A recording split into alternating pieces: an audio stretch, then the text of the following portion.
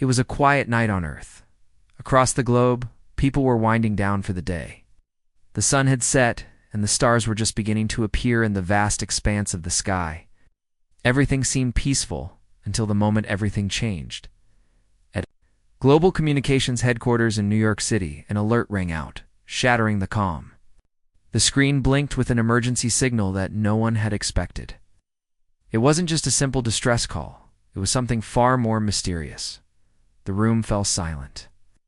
There were whispers, nervous glances exchanged. The team had never seen anything like it. "What is it?" someone asked, their voice shaking. The technician sitting at the main console was frantically typing. His fingers moved across the keyboard with increasing speed, but the message was still incomprehensible. It was a strange mixture of symbols, patterns, and coded language. He tried everything, but the code wouldn't break. It was like nothing he had ever seen before. "It's not from any known source," the technician said, his voice rising in disbelief. This is something new." The team looked at each other in confusion, but there was no time for questions. The emergency call kept repeating, louder and louder, until it filled the entire room. It was a message, one that was urgent, filled with panic and fear. "Help. We are the last of the Deathworlders. If you receive this, you must act immediately. The galaxy is at war, and you will be our only hope." 8. The message ended abruptly. It was followed by a brief silence, then a sudden chilling beep. No one spoke. The technician's hands hovered above the keyboard. Everyone in the room knew that something huge was happening. Something they didn't understand. The word Deathworlders echoed in their minds. It wasn't a term anyone had heard in years, and even then, it had only been whispered in hushed tones. "Did we just hear that right?" General Harrison asked, standing up from his chair. His face was pale, his voice low. "Did they just say Deathworlders?" The room was silent for a moment. Everyone knew the stories, but they had never thought it would come to this. The Deathworlders were a myth, an ancient, powerful species known for their brutal strength in merciless ways. Their reputation was so terrifying that few in the galaxy dared to speak of them. They were known for their planet-crushing power and the deadly forces that accompanied them. There were rumors of whole planets falling to their armies, never to be seen again. But if they were real, what did this message mean? Why were they reaching out to Earth? And why were they in desperate need of help? "Is it bad, General?" Harrison muttered, looking around the room. "We need to inform the World Council immediately. If the Deathworlders are involved, nothing good can come from this." But as the technicians scrambled to trace the origin of the message, something even stranger began to unfold. A second signal, almost identical to the first, flashed across the screen. This time, however, there was one key difference. The message came with coordinates. "Incoming fleet detected," said another voice. More urgent this time. "Massive ships approaching Earth's orbit." The room froze. The technician's hands were shaking as he analyzed the data. "General, you need to see this," the technician said, voice trembling. On the large screen, the images began to form. At first, it was nothing more than a few specks of light scattered across the darkness of space. But as the image zoomed in, the size and scale of the incoming objects became clear. They were ships, gigantic war-torn ships, and they were heading straight for Earth. Here, General Harrison whispered. "The Deathworlders are coming." The room erupted into chaos. People rushed to their stations, trying to make sense of what was happening. It was one thing to receive a strange signal, but this was something entirely different. A fleet, an entire fleet, was descending upon Earth. The question on everyone's mind was the same. Why? Back at Earth Command, high above the chaotic streets of New York City, Ambassador Maria Jensen and the Global Council were waiting for the latest updates. The lights in the conference room flickered as news from the Military Defense Unit poured in. The data showed that Earth's military was on high alert, but there was nothing they could do. The fleet was too powerful, and the weapons they were detecting on those ships were beyond anything Earth had ever seen. "We need to act," Ambassador Jensen said, standing up. "But how? What do? We don't know anything about these Deathworlders. Are they here to attack us, or have they come for something else? The council was divided. Some urged immediate action. Others believed that diplomacy might still be possible, but time was running out. Earth's fate seemed to hang in the balance. And the answer to the most important question was still unclear. Why had the Deathworlders chosen now to show up? Why had they sent an SOS to a species they had never interacted with before? As Earth's leaders scrambled to find answers, the sky above Earth grew darker. The massive fleet of ships hung ominously, casting their shadows across the planet. With every passing minute, the tension mounted. Then, without warning, a voice filled the airwaves. It wasn't the Deathworlders. It wasn't even Earth's military. It was something else. Something far more sinister. You are not alone, Earth. We are watching. The transmission cut off as quickly as it had started. The message left. Earth's leaders staring at the monitors in disbelief. The world had just been thrust into an intergalactic war. The Deathworlders weren't the only ones who had taken notice. The true battle for Earth's survival was just beginning. The minutes stretched into hours as Earth's leaders scrambled to respond to the unexpected crisis. The world's eyes were glued to screens, their every move tracked by millions of citizens wondering what was coming next. In the cold, sterile control rooms of the United Nations Security Council, diplomats and generals whispered urgently, trying to make sense of the incomprehensible message and the incoming fleet. Their minds raced to figure out what to do, but every second felt like an eternity. Ambassador Maria Jensen stood in the front of the room, her hand pressed against her temple. She had been part of Earth's diplomatic corps for years, but nothing in her extensive career had prepared her for this. The Deathworlders were real. Not only were they real, but they were arriving in force, with an army so vast it had the potential to wipe Earth off the map in a matter of hours. She took a deep breath, forcing herself to focus. The chaos in the room mirrored the panic that was beginning to spread across the world. News reports flashed across screens, updating the public on the latest developments, each update more chilling than the last. The Deathworlder fleet was massive. Tens of thousands of ships were in orbit, their weapons primed and ready. "Is there any other communication?" Maria asked, her voice steady despite the dread building inside her. "None," came the reply. The officer at the console looked up from his terminal, his face pale.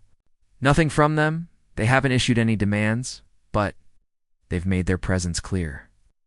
The technician spoke the words with a quiet resignation, as if he had already accepted the inevitable. But for Maria, it felt like a nightmare she couldn't wake from. "General Harrison is on his way here." "But we're getting reports of escalating panic," the officer continued. "People are starting to panic in the streets. Countries are preparing for martial law. Some have already begun to evacuate major cities. No one knows what to do."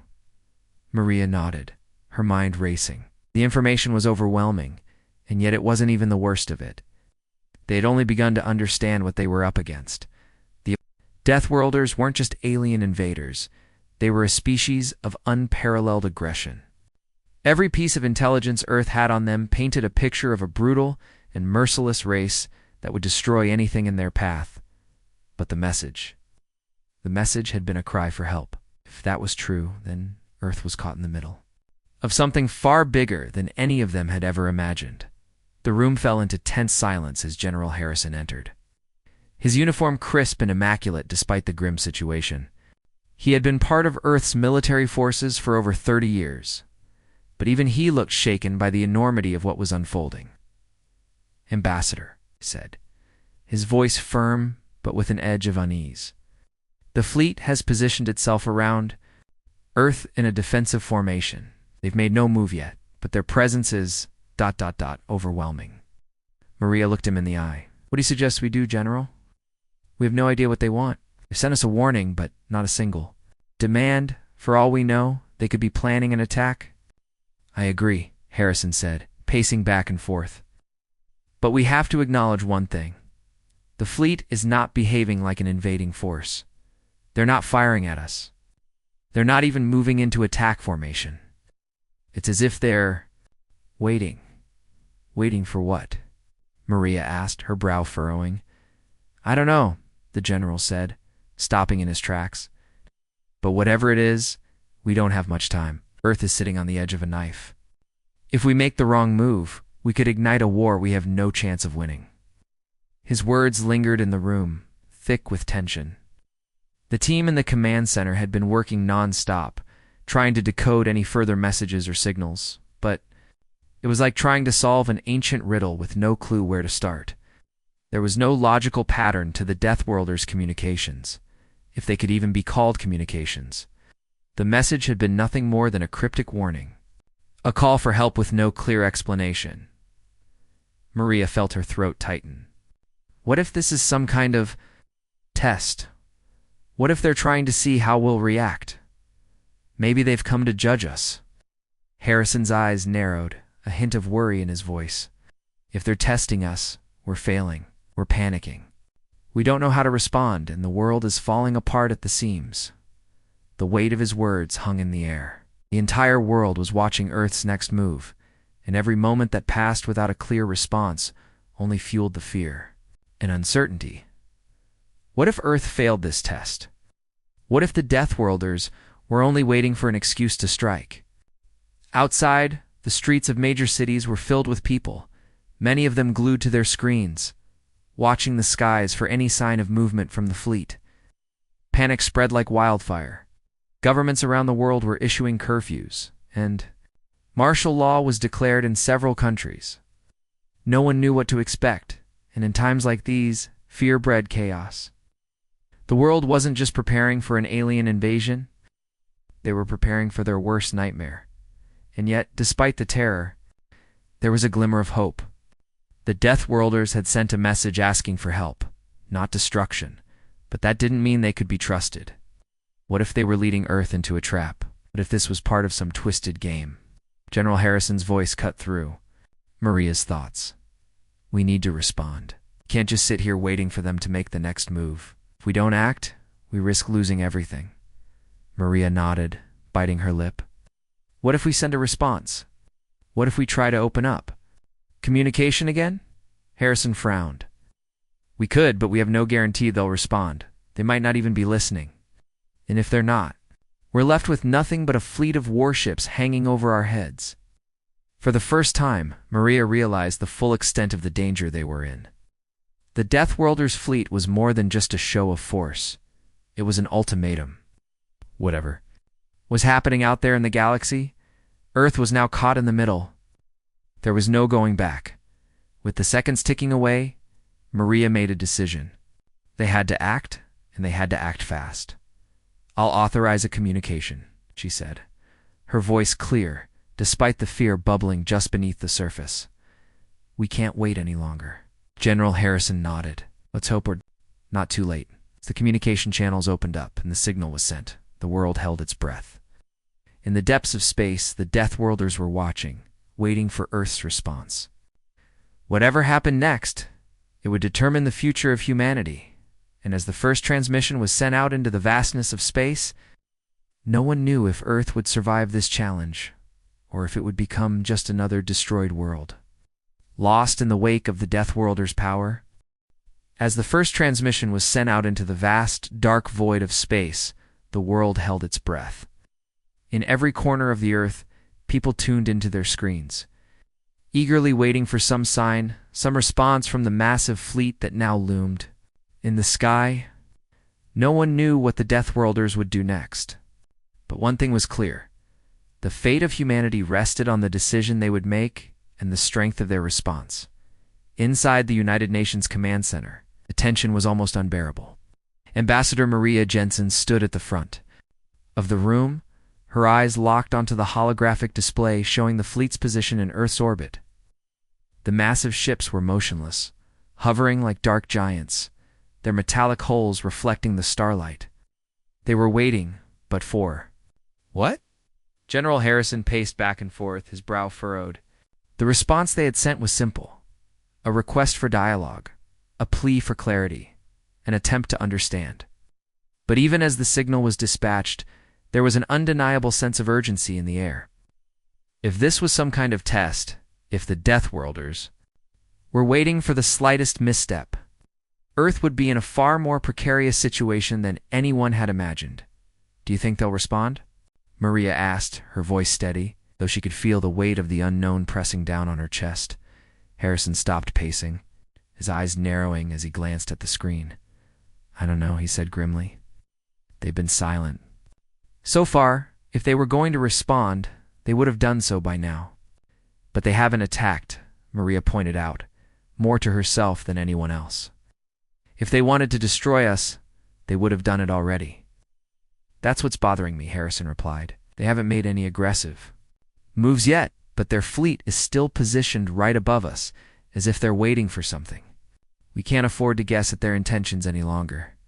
The room went quiet as everyone turned their attention to the screen, where the Deathworlder fleet remained eerily still. A few minutes passed in tense silence, and Maria could feel. Her heartbeat quickened as the seconds ticked away. What was going on? Why weren't they reacting? In the streets, chaos was escalating. The news channels kept reporting the same thing. The fleet was still there, hovering, waiting. People were scared. Governments were scrambling. Military forces around the world were on high alert, but nothing had happened. Still, the unknown felt worse than any threat. It was a gnawing fear that made everyone feel like something terrible was inevitable. Meanwhile, back at Earth Command, the quiet was broken by a sudden beep. The technician at the console quickly turned around, his face going pale as he looked at the incoming data. "General Ambassador," he said, his voice trembling, "we are receiving a message from the fleet." Everyone in the room rushed forward to gather around the console, and a crackling noise filled the air before a voice deep, calm, and alien emerged from the speakers. "We have received your message." Maria felt a chill run down her spine. The words were clear, but they carried an eerie weight. The voice that spoke wasn't human. It sounded almost mechanical, like it was filtering through layers of static, but the words themselves were understandable. "Are not your enemy," the voice continued. "But do not mistake our silence for weakness. Your planet will be tested. Should you fail, destruction will be the only outcome." The words hung in the air like a threat, but it was more than just a warning. It was an ultimatum. The message was simple. Prove yourself or be wiped from existence. Outside, the people of Earth watched, waited, and held their collective breath. Governments across the globe scrambled for answers. Couldn't understand who these Deathworlders were, nor could they fathom the extent of their power.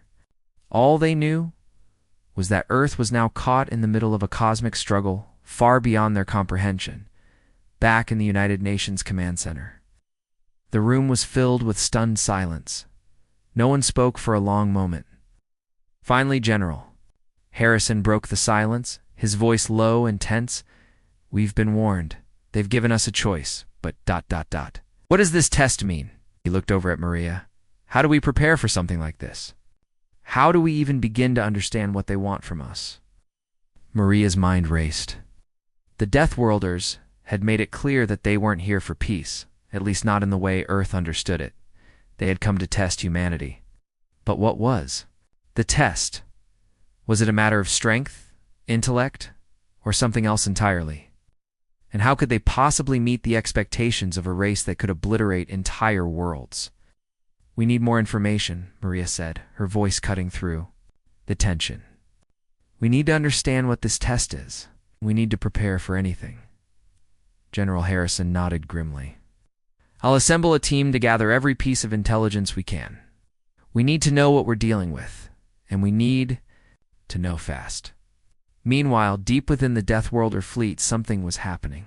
On one of the largest ships high above Earth, a figure stood in the observation deck watching the tiny blue planet below.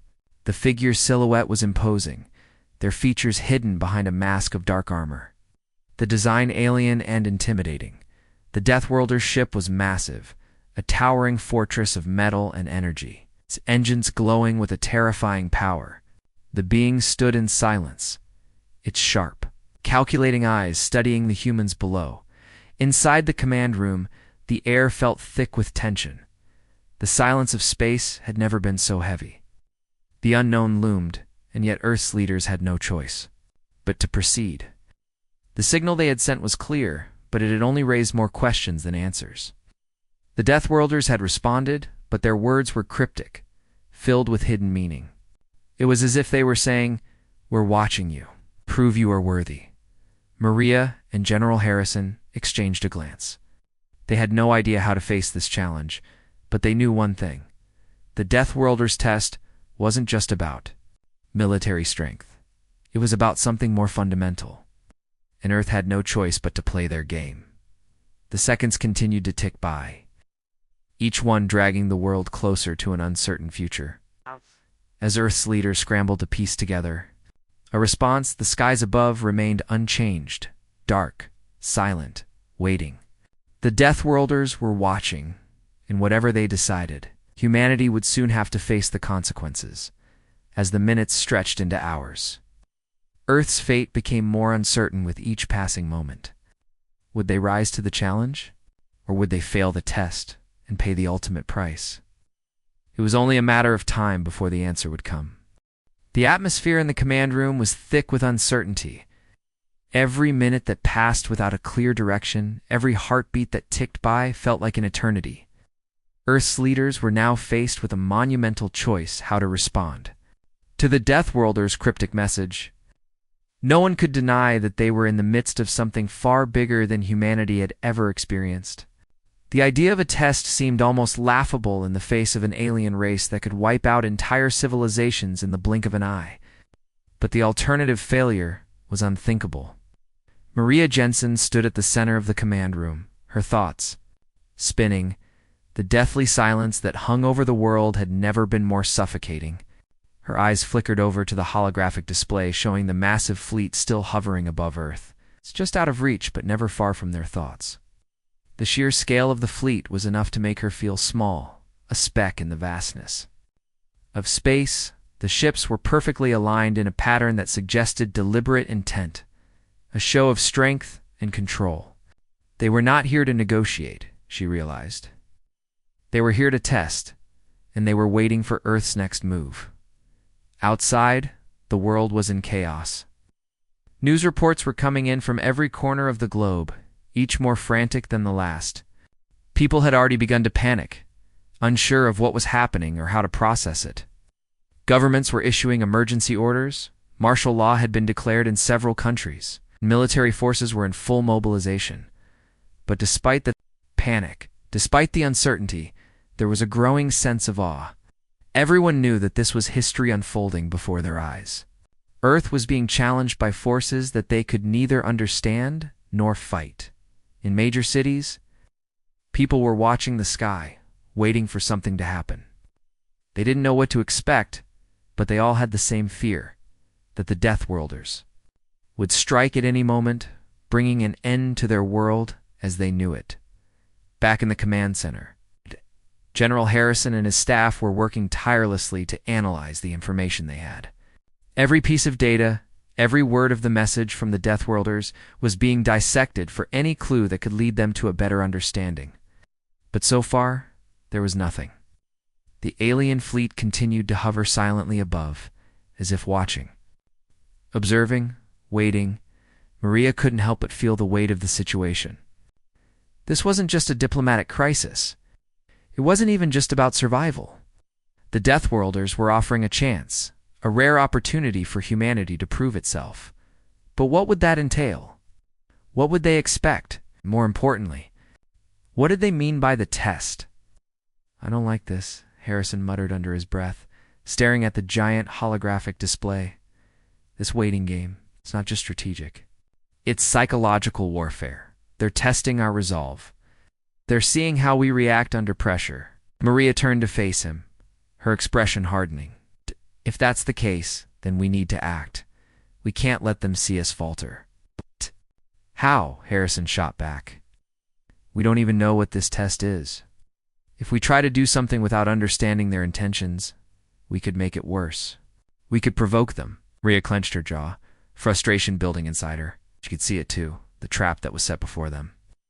No matter what they did, the Deathworlders had already placed humanity in a position where there was no easy answer.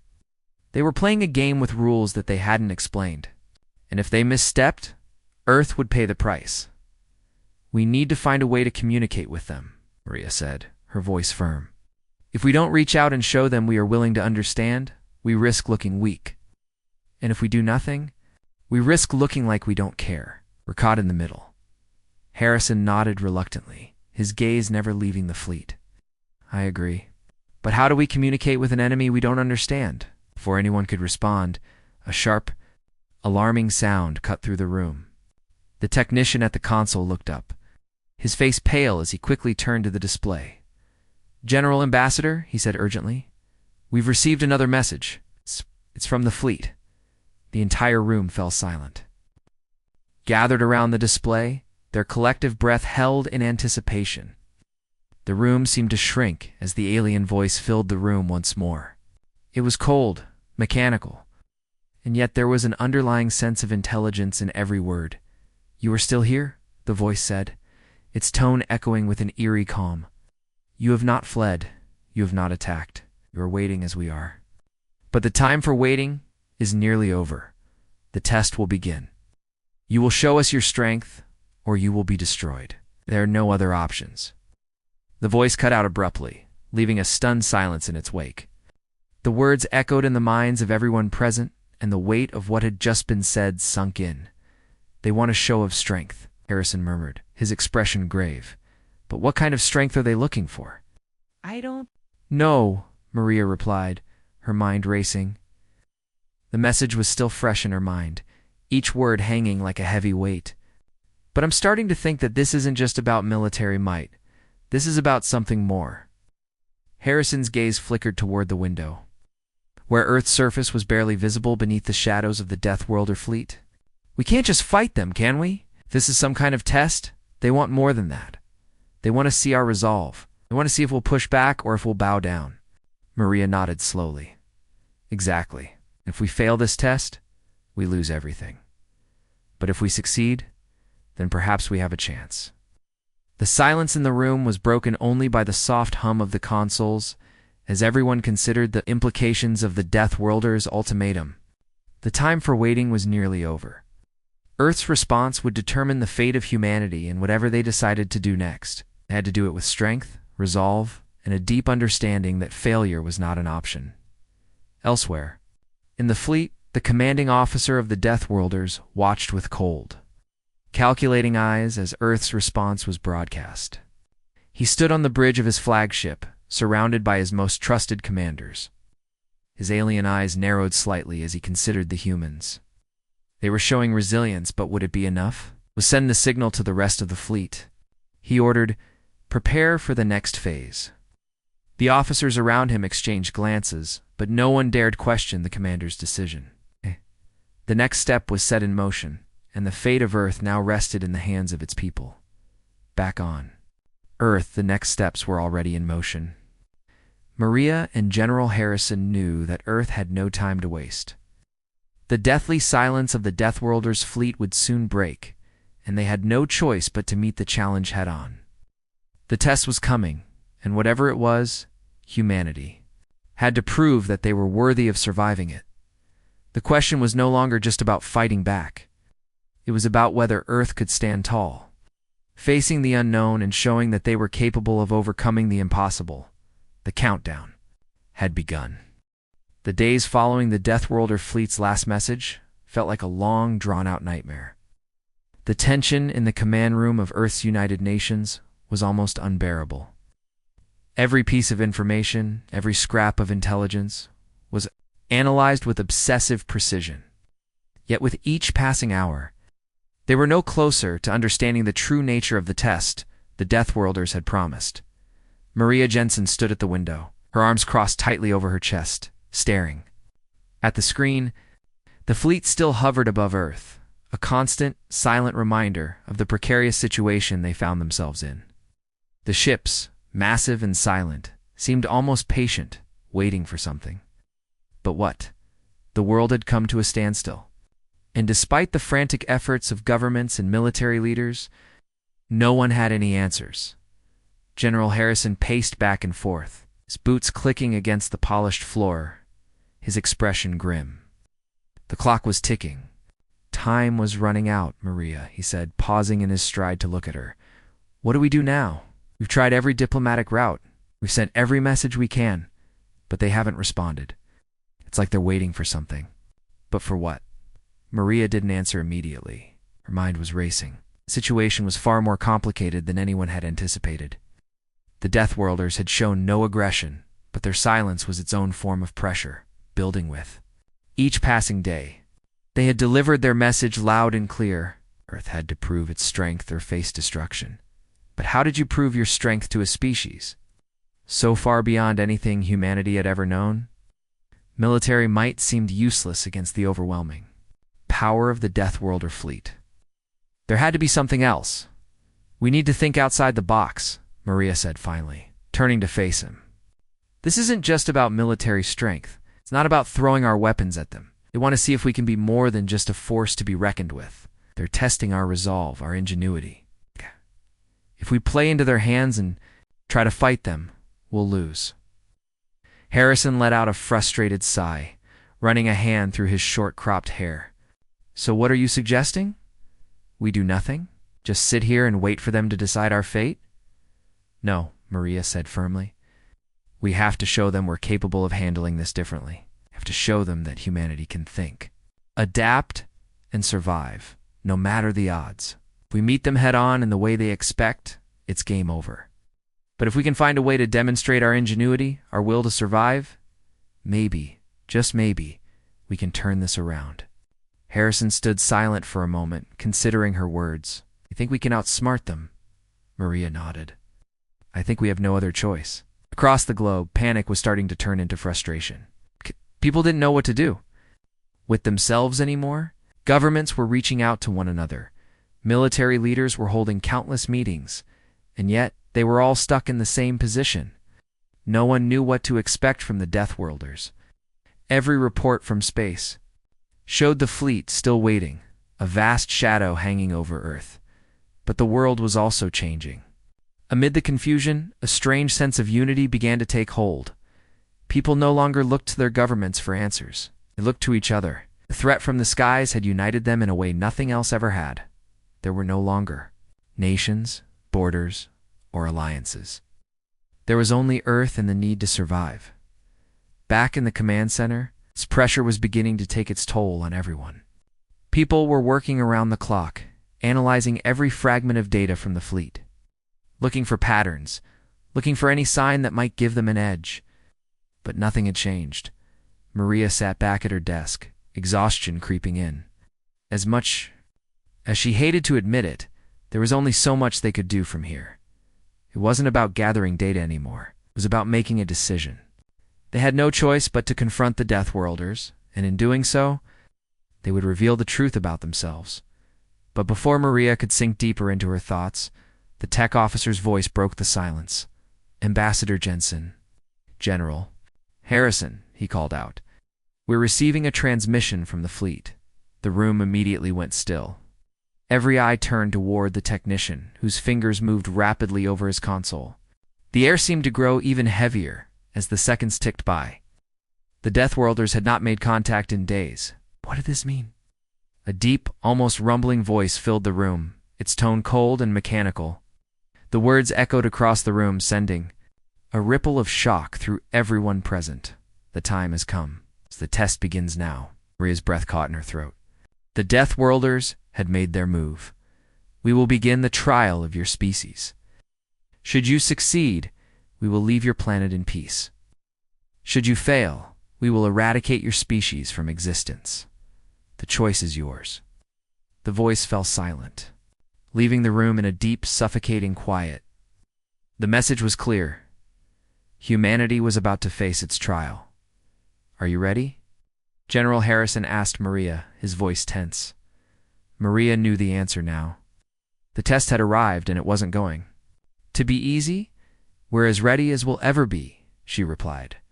We have one chance to prove that humanity is more than just a collection of people. We are something greater. And we will show them that we have the strength to survive. Somewhere deep within the Deathworlder fleet, a figure stood in the shadows, watching the transmissions from Earth. The being's face was concealed beneath dark armor, but its eyes, cold and calculating, gleamed with an unsettling sense of anticipation.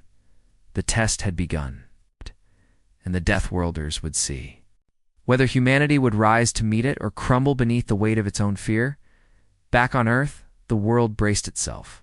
People held their breath, their hearts pounding, knowing that whatever came next would shape the course of history.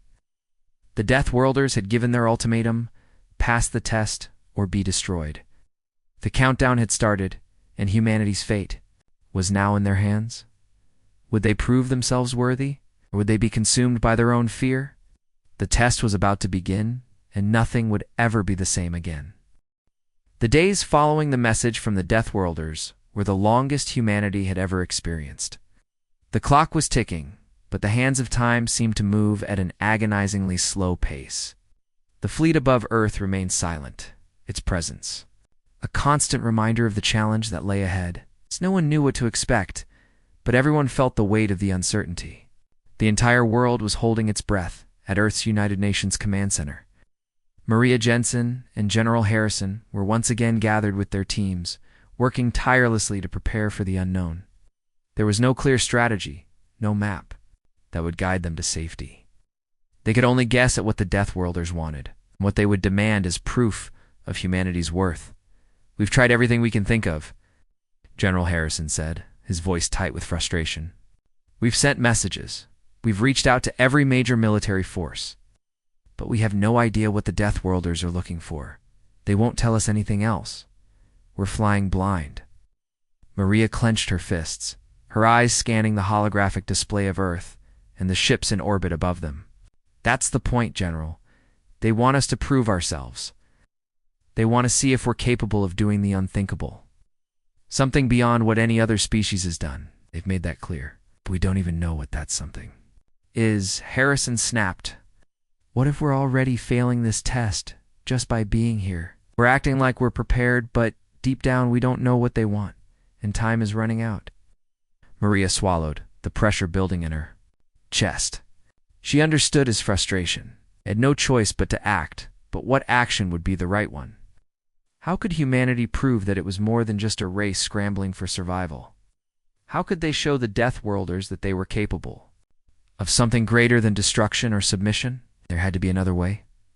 On the surface, the world was in chaos.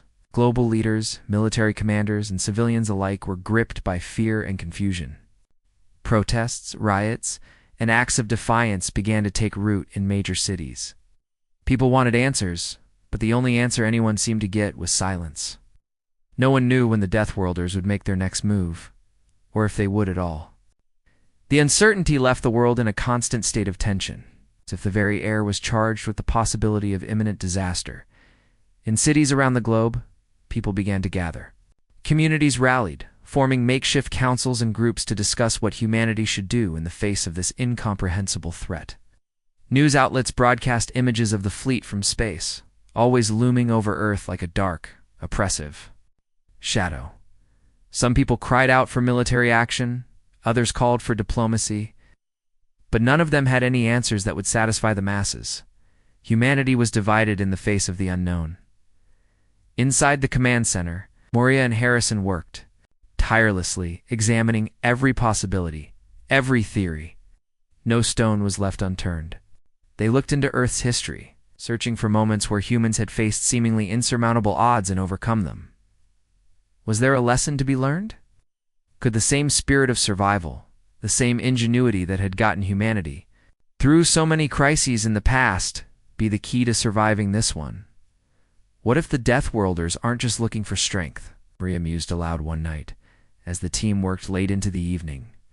What if they're testing our creativity, our willingness to adapt, to think outside the box? Creativity? Harrison raised an eyebrow. How does that help us when they've got fleets of ships capable of erasing us from existence in an instant? What? Maria looked him in the eye, her voice steady. "I'm not saying we need to beat them with weapons, General. I'm saying that the Deathworlders might be testing our minds, our ability to think in ways they haven't seen before. We've always relied on brute force when we're backed into a corner. Maybe this time, we need to show them that we can overcome even the most impossible odds without resorting to violence." For a moment, Harrison seemed to consider this. "You think our strength lies in our minds, not our weapons?" "Exactly. It's our resourcefulness, our ability to find new solutions to old problems. The Deathworlders have seen what happens when civilizations crumble. What if they're asking us to prove that we can rise above that we won't just repeat the same patterns of destruction? Harrison was silent for a long moment, his eyes still fixed on the holographic map of the fleet hovering above Earth. Finally he spoke, his voice low and thoughtful. If you're right, then we need to start thinking differently. Can't afford to keep waiting for them to make the next move. We need to take the initiative. A week later, the tension was palpable. The Deathworlder fleet had not moved, but neither had humanity. Earth had held its ground. A growing number of nations had sent out messages of peace, each one pledging that they would not give in to fear or panic. Some of the world's most brilliant minds, scientists, diplomats, and strategists had come together, pooling their resources to figure out how to make the impossible possible. But even as they worked, the clock was ticking. On the 15th day, the world received its answer. A new message from the Deathworlders. This time, it was a single sentence, brief and to the point. Prove your worth or face annihilation. The words hit like a thunderclap. No ambiguity, no room for interpretation. The time for hesitation was over. The Deathworlders were making their final move. The world, united in its fear and hope, held its breath. The trial was at hand. Whatever the test was, humanity had no choice but to face it. The world's leaders, military commanders, and the people of Earth now realized that their fate lay in their hands and in their minds. This was no longer about fear or fighting. This was about humanity's will to survive and its ability to think, adapt, and overcome the impossible. The test had begun, and Earth was ready.